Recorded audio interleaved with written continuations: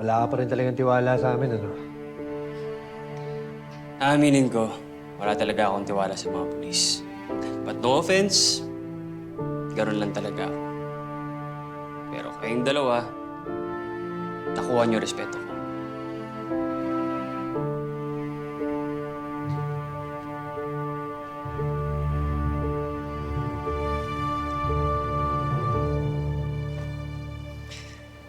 Ayoko na sana sabihin to eh.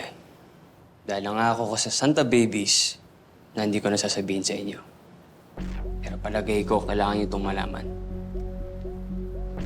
May lola ang Santa Babies. Hindi ko alam kung directly involved ito sa mga activities nila. But before their announcement, pinasabi nila sa lola nila, magpapakaliw-layo na sila. Pagkatapos nilang makalaya. Teka, ibig mo sabihin magtatago sila? Bakit naman nila gagawin yun? Hindi mo natin sila masisi, di ba? Eh, kahit pagpakamatay yung Mr. Venmo na yon, eh, pwede pa rin silang habulin ng mga tauhan niya. Huwag ka magalala, Boss Idol.